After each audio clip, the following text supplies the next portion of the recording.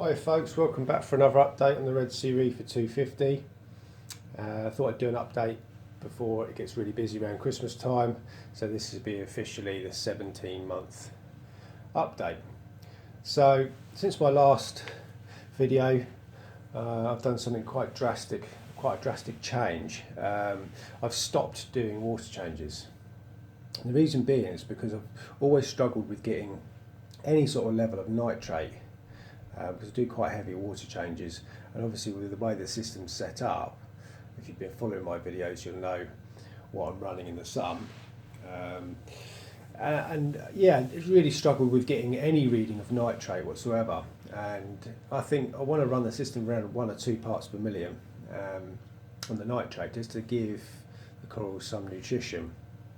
So what I decided to do is to stop all water changes to see if we can get a level of nitrate, and go with the full Red Sea Reef Care program, which is basically dosing all the elements obviously on top of the A, B and C, calcium, alkalinity and magnesium, doing the coral colours, which is A, B, C and D, also using Reef Energy, which is the nutrition program A and B, on a daily basis, and using NOPOX. So it's just basically an experiment to see where we go with that. So we're a month in on that, no water changes for a month, and everything's going really well.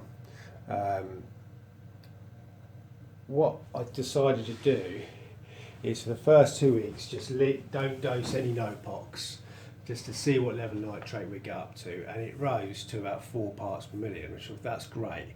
But obviously, to get on top of that, to prevent that from going any further, I started to dose the NOPOX, and within a week I reduced the level of just 4 mil a day. Within a week, 7 days, I reduced a 4 parts per million reading down to virtually 0. So that was a good test for me. So I knew that I could really control my nitrates by dosing the correct amount of NOPOX. So anyway, moving on to how well the tank's gone. Hopefully you can see, I'll get the camera off the tripod in a minute and zoom in on everything. But we've had, as always, a nice steady growth with everything, to the point now where all the SPS corals are now colliding into each other, which is quite interesting to see what happens, obviously because they do start stinging each other and whatnot. So in the new year, as I said in my last video, what I'm going to be doing is fragging everything. Going to get a frag rack set up in the corner and frag all the SPS down, so there'll be lots of frags available if you live close to me. But yeah, all the fish stock going really well. My peacock wrasse is doing great. He's feeding brilliantly, he gets on with the rest of the fish. My mimic tang, which is the boss of the tank, leaves him completely alone. They get on completely fine. Yeah, so what I'm going to do is I'm going to get my camera off the tripod now so you can have a look at the corals growth wise. Okay, so purple stylo, as always, nice thick branches, erupting new white tips at the top all the time. Barley Slimer, it's gone mental. Look at it from the last video. If you click back on my last video and watch that compared to this, it's just the branches were nowhere near close to the others, but now they're really close to touching everything.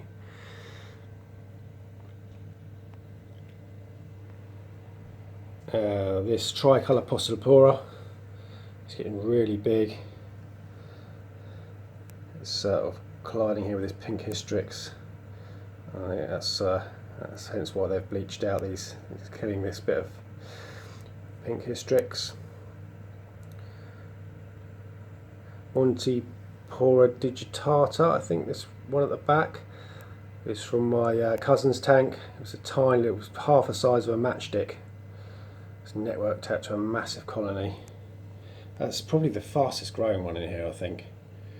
Won't be long and it'll be touching the green elkhorn here, so that'll be interesting to see what happens there. As I say, everything's colliding with each other now.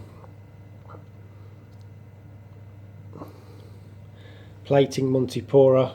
This thing is, again, probably one of the fastest growing ones. It's really scrolling with the growth now.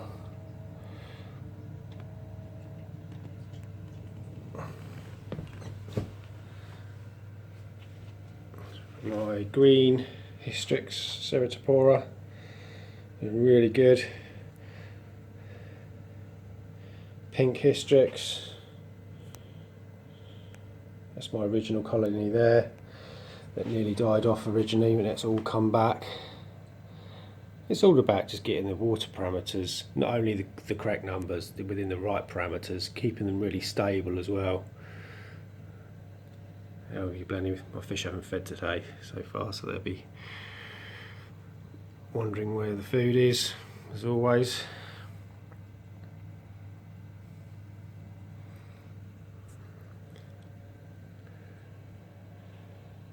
Zoa patch of Zoa garden at the back here, nice spreading on the back wall. Candy cane. This GSP, although I've kept it as much as I can to its dedicated islands, is really growing. So I've got to be careful it doesn't spread. This big ball of it here is on its own dedicated island, and that's nice and safe. It's not going anywhere.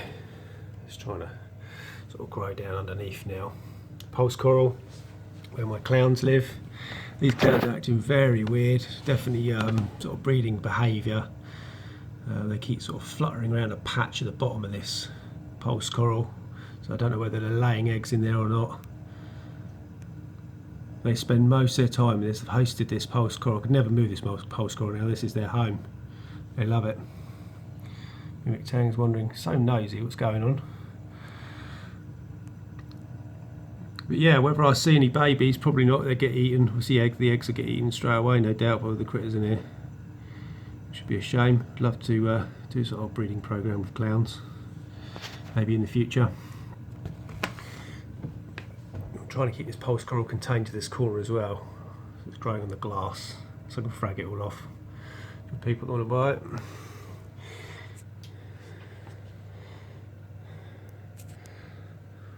Yeah, excellent growth on everything. This Montipora that I've put down here is starting to plate and grow nicely as well. Little frag of it there. Let's see if I can get a top down view on everything. But look at that Montipora there. It's really getting huge.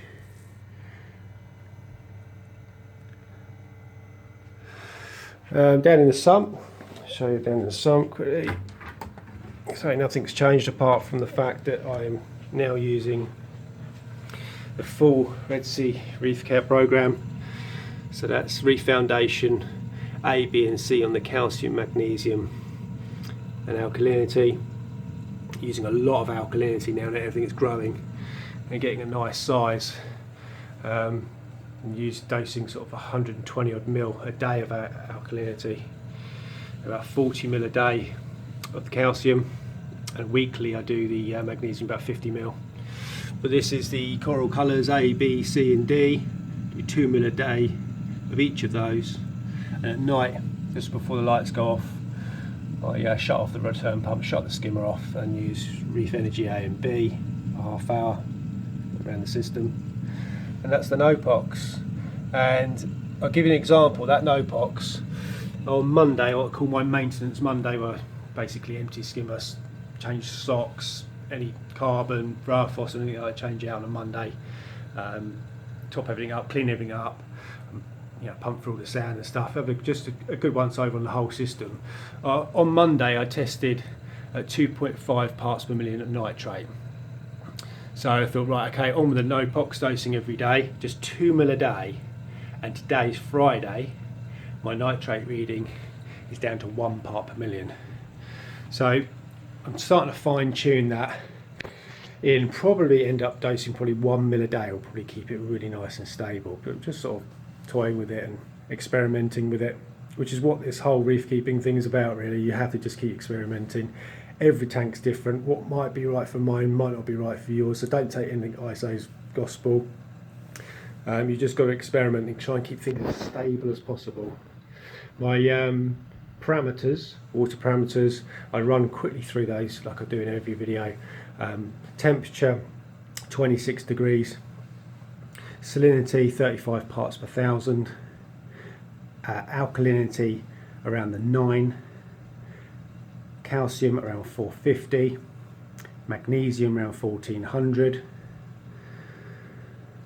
Lights are on for a 12-hour period, obviously not on full chat, but they come on around 10 o'clock in the morning and ramp up to full power around 12, this sort of time, and then stay on full power to about 5-6 o'clock, and they start ramping down till midnight and they go off.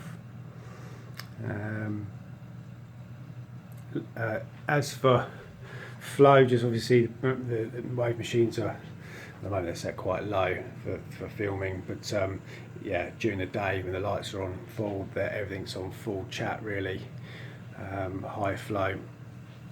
But yeah, everything's going really well.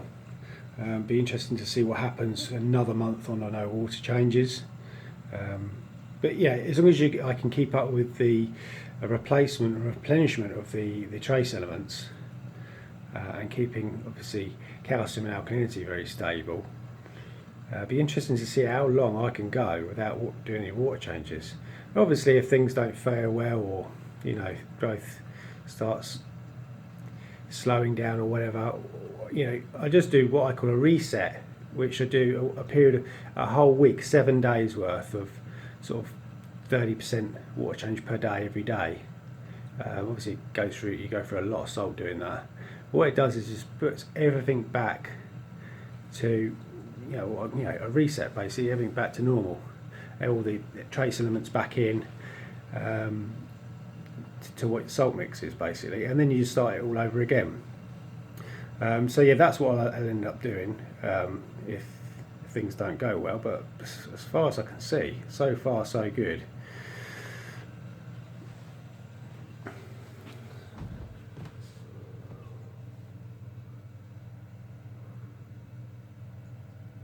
So come New Year, I'm going to start fragging everything.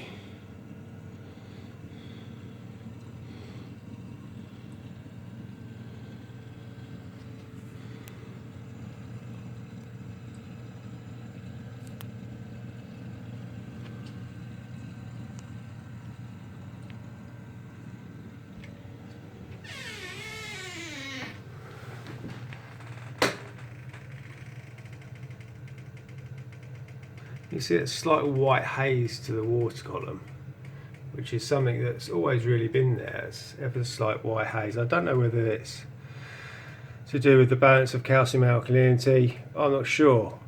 I'm not running a UV, so maybe running a UV would just clear that white haze out the water column. I don't know if it's a bacterial thing. I'm not sure if any would want to comment and give me any advice on that. Water looks really crystal clear, and everybody comments, oh, how clear the water is, but there is that ever so slight white tinge, that white haze the existing reefers will know what I'm on about. I'd like to clear that up really. I think maybe a UV will do it, a UV steriliser.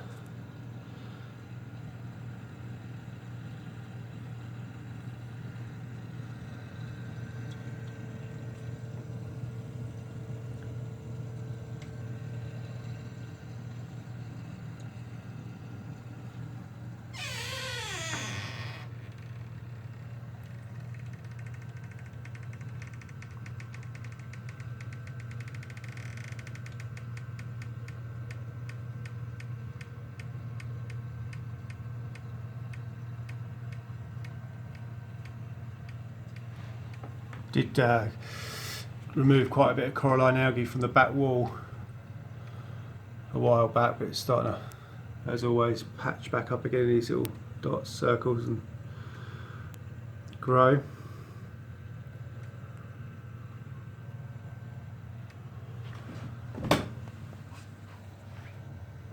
All in all good. As always, got any questions, hit them up in the comments box below. Give us a thumbs up, subscribe if you're new to the channel. I am planning a new tank probably within the next year or so. I've got a few other commitments to sort out first,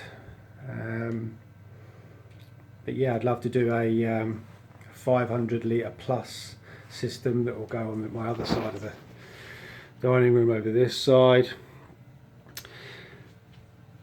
So yeah, it'll probably be a custom jobby, have the tank made, make the stand myself and my father, and have the tank and sump all custom made, and slowly spec it up with all the right equipment. Obviously that would be a massive project and cost a bit of money, but we get there at some point, I'm sure, and that'll be a whole new project, new video log. Thanks for watching, folks, and have a good Christmas and New Year. I'll do an update in the new year and let you know what's going on. Thanks for watching. Bye bye.